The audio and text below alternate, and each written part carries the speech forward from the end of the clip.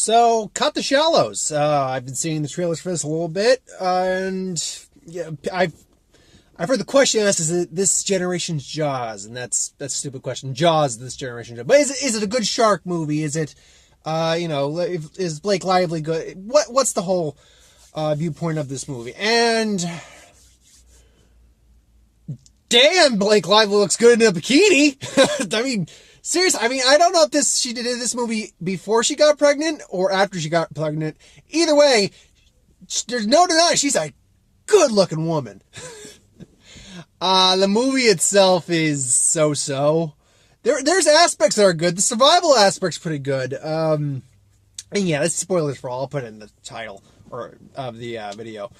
The effects on the shark were extremely good. I'm assuming most of the budget probably went towards the shark effects. They do explain how she's capable of doing some things. Like they make a mention that she's in medical school or was going to possibly going to drop out of medical school. Spoiler, she didn't drop out. She's a doctor by the end of the movie. Yeah, she lives, by the way. No shit.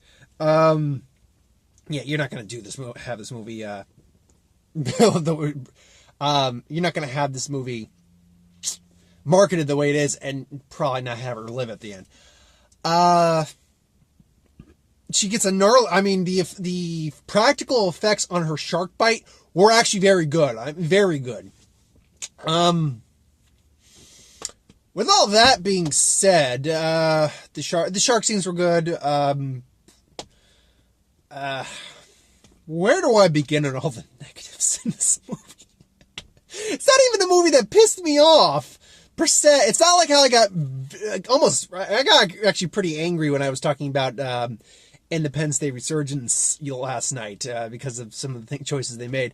Choices they made in this didn't piss me off. They just made me realize you did not do your research at all. So it's first off, the story's very basic. It's a girl. Her mother died of cancer. Her father apparently is Chris Cooper, who they got for a whopping 2 scenes. One of them he's Skyping more or less on the phone, which, before I get anything else, what the hell was that about? What's happening is, instead of just seeing him on the phone, maybe even him in the other room and then going back and forth on the screen, what they do is they have her looking at the phone, and they do this not just with the phone, they do that with video, they do that with pictures she's looking at. We see the picture she's looking like. Okay, so let's say this is the screen. What we got right here is the screen. Here's her. She's looking at her phone. You don't see what's on the phone. You see her looking at the phone. And then what's on the phone is right next to her. So she's looking at pictures of her mother. We see she's got head cancer and she died. We got that much. But then we get the Skype conversation over the phone. It's delaying like a Skype conversation would. So I did like that little touch. But we see a whole conversation taking place over the phone when we could have just simply had it go back and forth with the screen back and forth. I'm like, this is weird what you're doing right now. Please stop this. And then, now I'll give her credit on this. She actually did what I thought she should have done. She didn't go straight for The Rock. She went for, and she's got... I went a little kind of positive. She's got her own Wilson. It's in the form of a seagull with a dislocated wing, and she kind of, that's why it doesn't fly away. It's because its wing is dislocated. So she kind of makes a little friend there, and she puts him on the chewed up surfboard. One of the other surfers got killed, and he makes it ashore. Wilson, Steven the Seagull, as she calls it, which whatever. I'm not going to get on the movie's case for giving the seagull a dumb nickname. If that's what I'm going to get on the case of this movie about, then this movie was gold, which it was not. The seagull does make it at the end, too, which I'm like, yay, the seagull did make it. I was actually one of the people wondering, are they going to kill the seagull? Are they going to, because that would be a real bummer for her. It's like, oh, she made this friend. No, but no, he didn't. But yeah. So what happens is, I'm guessing the reason the shark's there's a humpback whale that was killed by something. They're making you assume it's the shark that killed the humpback whale. And this is a big fucking great white too. Even for, I'm going a mile a minute with all my thoughts and things here, but we'll step by step by step. They clearly didn't actually watch Shark Week. Because right off the bat, there's no fucking way that shark would give a rat's ass about her. There's a fucking humpback whale there. It can gorge itself all it goddamn wants. There's no legit... This is clear. In Jaws, the shark was a rogue shark, but it was still acting like a shark. It was still legitimately eating people. In this, the shark's more or less a dick. It's a legitimate dick shark, because it's not doing this for food. If it was doing this for food, it would just be like, humpback whale, num num num num num num num. Oh, for God's sake, there's been great white sharks in, off the coast of Africa where humpback whales migrate, where they've engorged themselves on whales so much that there's so many of them, they literally get turned on because there's so many sharks rubbing up against each other and they're engorged with food. There's so much like physical pleasure going on. They will go after the fatty good stuff. They don't give a shit about us when tit for tat comes into play here. When the options available, no, I'm going for the whale with a nice, tasty, nutritious blubber. So right there, you fucked up right there, movie. This is not how this would play out. Second off, it's Mexico. I'm aware there are great white sharks in Mexico, or at least in the area of Mexico. They make mention that there's no sharks in this area. Where the fuck did this whale come from? That's what I'm wondering. I don't think humpbacks migrate through near Mexico normally. They might. I could be wrong. I mean, I know they migrate near Hawaii all the time, so they might migrate off of Mexico. I could be wrong. But that being said, they imply there's no killer whales, as far as I know, near Mexico. So, what the fuck killed that humpback whale? You see these giant bite marks out of the whale. You see the oil coming into the water, leaking out of the whale, because that's where this glossiness is coming from on the water. And it's implied that the shark's literally pushing the whale, because she's on the whale at one point, is pushing it more or less out to sea. And I'm wondering, like, how big is this shark? I'm looking at this shark, I'm like, if this whale is roughly 30 to 40 feet long, which is an average humpback size, give or take. This wasn't like a full-grown humpback, but it's a pretty big whale. So let's say 30, 40 feet, give or take. 35 feet. Let's average that. This shark was at least half that size, minimum. This shark was easily in the 25, 3 tons on him. I'm not joking on that estimation. That is roughly the size, let's say 20-foot shark. This is a big-ass shark. Then we get on to Blake Lively's dumbass mistakes. There's good survival methods she does. There's bad survival methods she does. Measuring the high tide when the high tide's coming, sure, fine, whatever. She doing the whole tourniquet thing to keep her from bleeding out, that's fine, good, whatever. Trying to eat a crab. Why? I mean, yeah, starvation, but you realize you can't eat a raw crab. A whole crab. And they're like little crabs like that, but still, it's shell and all. It's not a soft-shelled crab as far as I could tell. She squishes it, and there it's dead, and then she throws it up, and I guess the seagull eats it. I don't think she was trying to feed the fucker, because the seagulls will eat the crabs probably regularly. So what was the point of that? Then we get this done. Okay, another thing with the shark. We get this scene with this drunk-ass douche who immediately tries to rob her on the beach. And then he sees the surfboard. He's like, I want the surfboard. I want the surfboard. I want the surfboard. And wades in, starts swimming the surfboard, disappears. And we cut to Blake Lively's reaction to what's happening. And she's just horrified at what's going on. So I'm like, well, okay, what's he doing? And then I realize, and then we see what happened. The shark literally bit him in half. No. I'm sorry. That makes no fucking sense when we see it on the beach. The guy, I mean, unless he suddenly just tore apart. No, actually, it still doesn't make any lick of sense. He gets to the beach. His lower half is left on the beach, or is left behind him as he's crawling away with just that. He would have been bleeding out something fierce like that, but we've seen buckets of blood pouring out at that point. So how did the shark, okay, here's him. Did the shark go not hard enough to crack you in half, but just enough that when you get to the beach, you will split in half? From the sounds of what was going on there, what was happening, no, that shark would have clearly bit through him. So, I'm sorry, what? And then the two guys you see in the trailer who get killed a little later, they come back, they leave her there because they don't see her. They come back to surf again. They don't see the two halves of a guy's just lying in the sand. It is literally in the same spot she was staring at too. So what the hell? This is so stupid. stupid. There's so much lack of forethought going into this movie. It's like, maybe we should have thought this through. No one thought this shit through. Then she tries to go, then she steals a GoPro basically to get help, and it works in the long run. But she's timing the shark's swim time, which right there I'm like, that's stupid. No, that's stupid. Blake Lively's character, you want to know why that was stupid? Because if the shark wanted to go after you, you're bleeding into the water. It knows you're there. Again, Dick Sharks is just fucking with her at this point. It knows you're there. If it wants to, and it proved this, by the way, in the movie, the shark proved this, it will increase its speed immensely. Sharks, do you know how great whites kill seals? No, and the shark did this too at one point when she's on the buoy that's starting to sink. Do you know how great whites kill their food? They come up from below, speed charge the fucker, and jump out of the water. So if it can do that to a seal that's usually small, like most of the times that you see a seal, it's usually smaller than us that they're going after.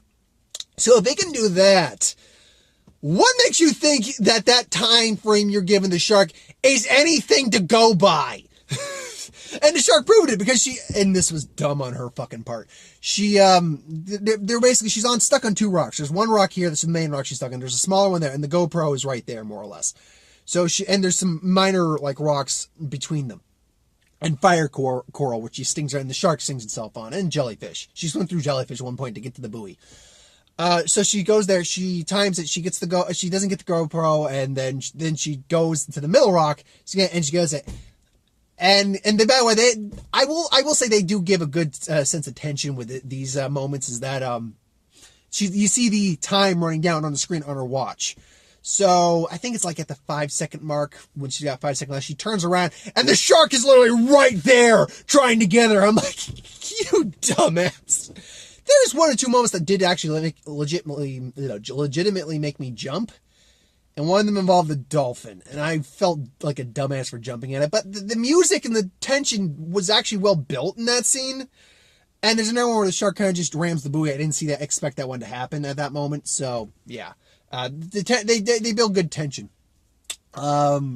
In some scenes, the problem with this movie, that one of the big problems, besides the fact that it's not overly well written, it's okay, but it's not super well written. It is just paint by numbers. Hey, this chick's got a somewhat hurt past and survive. What's the best way to put it? This movie doesn't start at the end. So I was happy enough to see when the movie first starts, we see this kid playing on the beach with a soccer ball. We see the buoy bouncing in the background. We see the GoPro that's found on the beach. I'm like, oh, fuck, they did not just start at the end, did they? Fortunately, they don't. They started about 20 minutes from the end, where she's when the kid finds the GoPro, she's still on the buoy, surviving the shark, more or less. But there's besides the few moments that do actually build tension because of the music and the environment we're in, I'm not really feeling any sort of how the fuck is she going to get out of this until she gets to the buoy, because everything else is already seen in the trailer. We know how she gets hit by the shark and attacked. So up until then, except for the fucking dolphin moment, which I'm like, I feel better. I feel idiotic for jumping at that. By the way, where were the dolphins? If the dolphins were there all the time, where were they? Anyway, sorry, I blanked out. No, there we go. Yeah, there's no tension until she gets to the buoy. Up until she gets to the buoy, I'm like, okay, I know she makes it to the buoy, so there's no real it's how she does it, but I'm not concerned by how she does it. Blake Lively's an okay actress, but she's not given a lot to work with. She's a little on the bland side at points in this movie. Not all the time. She does have a few moments, and she gets a good fuck you moment. When I mean, fuck you. That was another dumbass moment on her part, though. Seriously, she shoots the whale oil with one of the last remaining flare gun bullet, and she just fuck you, and the shark's swimming through the oil, so it starts to burn the shark. And I'm immediately like, that is not how that shark dies, because the shark, guess what, folks, is underwater. So, and guess what? The shark goes underwater and douses the flames, and now it's even more pissed. So it attacks the buoy more, and she's like, oh shit. I'm like, Yeah, that was a dumbass move on your part. Maybe you should have waited until the damn thing charged and maybe shoot down its gullet. She kills the shark, by the way, because conveniently there's all this rebarb and iron metal poles underneath the buoys. So she cuts the chain. The chain's weight drags her down to the bottom of the ocean, or bottom right near the where the rebarb and stuff is. The shark charges at her, and then she immediately does like a whoop, miss, and then the shark goes whoop, and skewers itself head first, but it's hit midway onto the rebarb and stuff. So now you got a dead great white down there. And then she gets hit by the undertow of the fucking storm that was coming, and she's floating in the water. And you can tell you can see the water in her mouth as for Blake Lively, and you can see she's breathing still. I don't think. I mean, I've never seen someone near drowned and then come back. I don't know if that's how the water kind of it's kind of pulsing more or less to her breath, in her throat. But I don't know if that's how actual people near drowning would physically react to that, or if that's just the actress not able to just keep the water still. So, and then again, Chris Cooper, 2 scenes. One over the phone, one where he's there. He gets like a minute worth. He's got like 2 minutes of screen time altogether. And then, I don't... Okay, I get there might have been trying to do some symbolism with that. Basically, she had her plus one, as you will, her friend, and she's banging people at the hotel. The Irish flu is like hangover, yeah.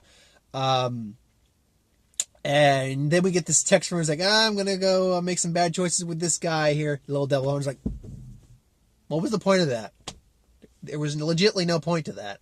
There's a lot of things that there's no point to it. Like, honestly, like the guy on the beach, like the drunk who gets bitten in half on the beach. There's honestly no point to that. In fact, we see that guy in the trailer. I didn't notice if he was in half or not. Turns out he's in half. There's no point to a couple scenes of this. This movie could have been shaved down a few minutes, definitely. There's also this weird slow-mo thing they do a lot.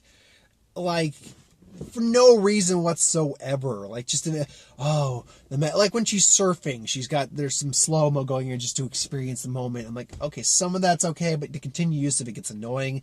There's some very modern songs in here. I'm like, this movie doesn't need a soundtrack. What the hell? No, stop that. Then you're ruining them. Stop it. You're ruining this movie right now. I'm overall kind of okay with the movie, but now you're messing it up. Stop. And then she goes back to Texas at the end of the movie, and she's teaching her kid sister how to surf. We got a 1 year later moment. What would I give this movie? 5 out of 10, I guess. It's average. It's not bad. It's just kind of eh. If you like shark movies, I guess you'll kind of like this. This is more open water than Jaws. People are walking out. Sorry. So, you know what? This is open water with Jaws, kind of, a little bit. But I just because the shark is a dick, and kind of Jaws. It's a great white, so all right. So I got 3 trailers. Let's see, which one's can I remember? Don't Breathe. And I'm already blanking on the other 2. Lovely. Our Kind of Traitor. What was the last one? Oh, Bad Moms. Okay, so Don't Breathe. I've actually seen this trailer before. Basically, what's his name? Oh, the guy from Terra Nova and Avatar. The general, the bad guy. I'm forgetting his name, and I really dig him as an actor too, and it bugs me I'm forgetting his name. But he's like a blind vet, and these kids, one of them's Logan Lerman, the other 2 are just kids, like teens, and they're trying to rob him, and they robbed the wrong fucking house, because this guy is not the most sane guy. He's a vet, he's blind, I think he's actually missing his eyes. And it's clear that, and there goes the light. I think I've timed this now right up to about 18 minutes, 19 minutes worth of light time. There we go. And you can see that he's probably not, it looks like he's got some people in the holding, or he's got captured a girl. The moment that, this honestly looks like a pretty tense, pretty good movie. Oh, I remember the other one now. I'll get to those. There was another one. Anyway, sorry, I heard a thud. I think it was just a trash come back, trash bad box bag bin, whatever. And I'll probably think of the name anyway. So yeah, the moment in the trailer that's actually that is the most tense is the moment when he turns the lights out and we're getting the night vision mode there. He's got a gun and they're in the basement and they can't see. He's like, "No, you'll see what I see." Which, by the way, if you're blind, why bother having lights? Or why bother turning your lights on in your home? And when I say, and I mean, there's certain levels of blind, like light sensitivity blind, stuff like that. But when it's apparent that I think this guy doesn't have eyes, what's the point of turning your lights on? Save electricity, man. Come on.